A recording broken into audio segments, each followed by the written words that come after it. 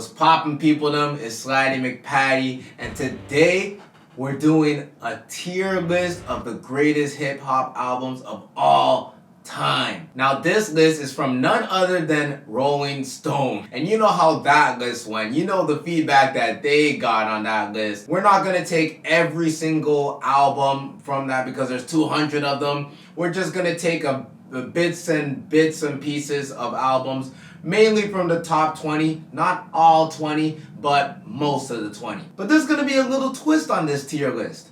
I'm not just gonna be doing it myself. I got a few of my guys with me. So we're gonna be calling them on Instagram, and they're gonna give us rankings for a few of their albums. I gotta show the camera, man. Yo, he's there live, bruh. Hey, yo. This is Janai, at the Janai on TikTok and Instagram, YouTube, everything, Twitter, Threads. Alright, so the first one, we're gonna start off hot. Outkast, Stankonia. I'll put Stankonia as S. For me personally, I like Femini and ATLians. I think those are S tier albums, like certified S tier albums, but Stankonia definitely, I put that as an S tier. Okay, valid. Now what about Public Enemy? It takes a nation of millions to hold us back. I had to think about that one because I know Don't Believe the Hype is on that one. Show them what you got. You know what? Just off the strength of Show them what you got, I'm putting that S tier. Damn. Okay. The noise, the production on that one, of course, like Public Enemy's like quintessential conscious hip hop, like the godfathers of conscious hip hop. So S tier. All right, now the last one I got for you is Missy Elliott, Miss E, So Addictive. That one I had to think about. When I saw the list, I was thinking about her albums and just in totality with the rest of her discography, and I'm like, would I put that over Super Duper Fly? Well, honestly, I put that as an A tier. I mean, Get Your Freak On, 1 Minute Man, those are undeniable, and Missy is, incredible with the pen as a songwriter, but I put that A tier. Valid. All right, now you gotta give yourself a little shout out, man, because you be knowing this music stuff, bro. So basically, over on TikTok, I just, I pretty much do all type of content. Like I do a variety of content, but for the most, like I would say, majority of it is all music based, pop culture based. A lot of the times I'll talk about, certain things that a lot of people probably don't know about, or just like rehashing some pieces of hip hop history or music history that I find interesting and that I feel like other people would find interesting as well. Sometimes I'll talk about samples. Sometimes I'll talk about like, what happened between these two rappers. What was the beef issue with them and everything. But for the most part, it's mostly just music content, but a variety of things. Jay-Z, The Blueprint. Where are we ranking that? Honestly, I'm going to put that number one. I feel like that was a moment in hip-hop culture where, like, what we're seeing now with Drake is what we saw with Jay-Z back in the day. And I think Blueprint, just like his lyricism, I think he claimed the hip-hop world at that moment. And until about maybe Lil Wayne, I didn't see any other rapper really take over like that other than like him and Drake. Or obviously Eminem is on that, but that's a different conversation. Jay-Z's Blueprint like moved the culture a lot. Now what about Kendrick Lamar, To Pimp a Butterfly? To Pimp a Butterfly is actually such a dope album. And then he went mute for a while, so we didn't hear anything from him for a minute. So I feel like the nostalgic from that album, the era that we were in for that time, again, this is with like a prime Drake and a prime Kendrick Lamar, and like, not Kendrick, J. Cole. You know what I'm saying? So like, you had some other rappers around those times that dropped heavy albums, but I feel like Kendrick's To Pimp a Butterfly by far was head and shoulders. So I have to pull Kendrick. And I mean, any Kendrick album to me could rank. Yeah. But To Pimp a Butterfly is a really good album. This one is going to be a little bit interesting to see where you put this one, but it's Cardi B's Invasion of Privacy. Listen, Cardi knows how to sell, and she's a dope MC by far. Yup. I'm gonna put her S. S? Is that a lower ranking or a higher ranking? That's like the best. Oh, okay. So no, I'm not gonna put her S. I apologize. I don't want to disrespectfully say that she's the lowest ranking on this list, but compared to like Jay-Z and Kendrick, you know, Lauryn Hill. Yo. Like the list is heavy, so not to diss. I just, you know what? I have to allow Cardi B to get more of a catalog. She's honestly out of the three that we mentioned, she's definitely like one of the like third or like lower tiers right now. I like that answer, man. I like that answer because that's it's also very respectful, but it's facts too, right? Like she still has time to build a catalog. Exactly. No, 100%.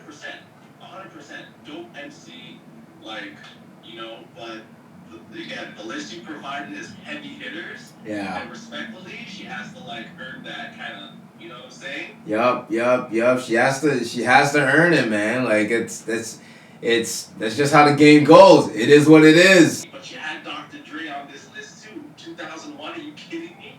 Oh, where would you put that? Let's do Dr. Dre 2001. Where would you put that? I would have to say, like, he's an S, like, for sure. Heavy albums, brother. Like, the list was deep. Yeah, the list was deep. Fire. All right. Well, listen, yo. Any last words you gotta say to the people, man? Let them know where to find you. Man, I appreciate you, man. You can follow your boy at Devo D Live, DJ, host in the city.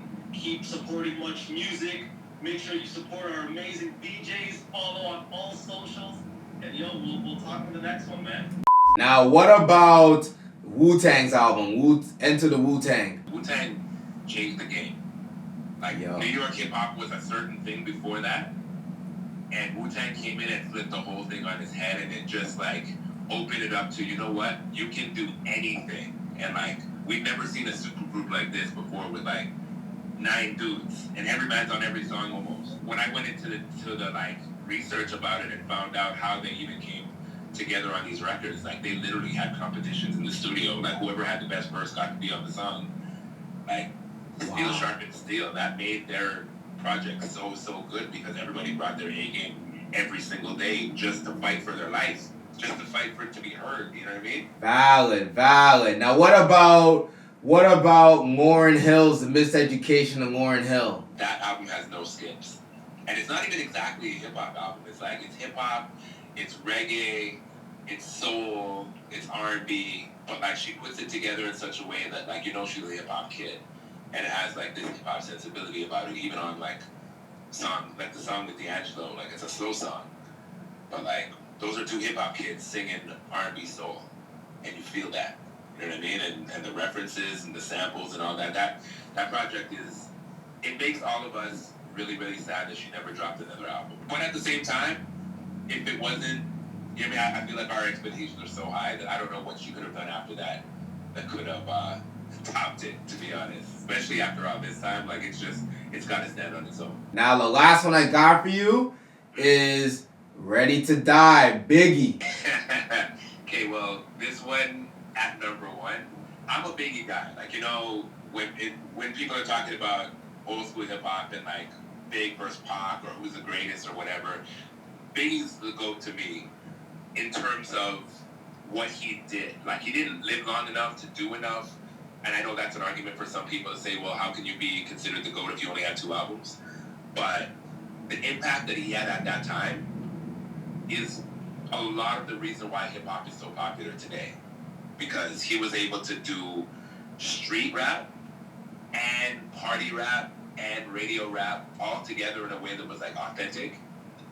We all believed him. Like, when you hear him rap, you know he's speaking his truth. He's, like, really that guy.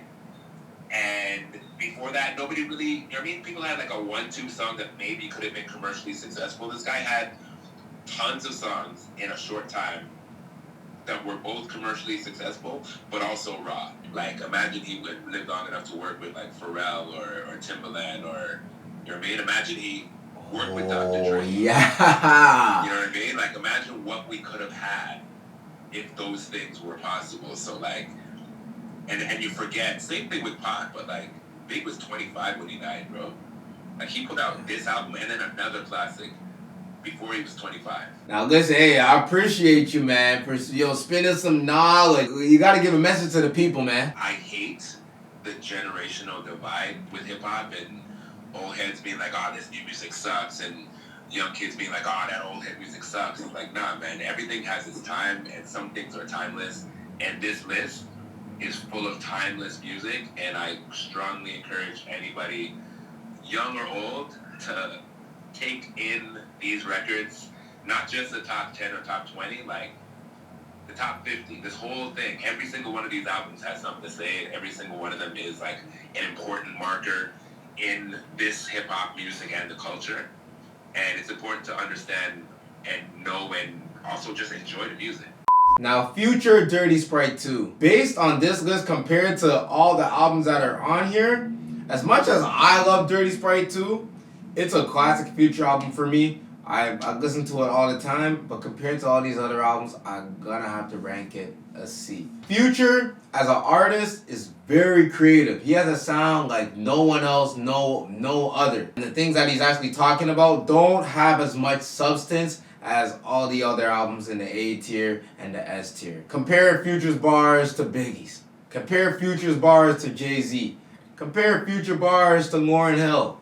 They're just not at the same level. Now, Drake is going at a B. The main reason why Drake is going at a B, this album isn't fully rap hip-hop in my eyes. There's a lot of songs on there that are strictly R&B, so it's not a fully hip-hop album in my eyes, to be honest. Now, compare that to like Kendrick Lamar's To Pimp a Butterfly. Compare that to Missy's album. Drake's Take Care is still an amazing album nonetheless. Amazing songs on there. But his biggest songs from Take Care weren't really the rapping ones. Now, the last album we have here is Mad Villains, Mad Villainy. And I'm going to rank this one at an A. I remember listening to this album in 2014, 2015 with a friend that I had. His name was Foster. We used to listen to this album day and night. But one of the reasons why this album is so high is because of the production. The production behind this, MF Doom was obviously going crazy. But the production behind this album is insane through the roof. There's nothing that will ever sound like it.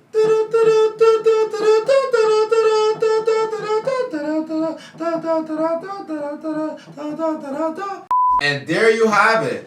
This is our hip hop albums tier list. I want to give a big shout out to Janai, big shout out to Devo, big shout out to Four Corners. Make sure you guys go follow them on all their socials. Show a lot of love to their content because they're doing big things. Remember, tier lists are subjective. There's no correct answer. My name is Slidey McPatty. It's the 50th anniversary of hip hop. Make sure you guys like, comment, subscribe, and love hip hop each and every single day. I'm signing out. Much love.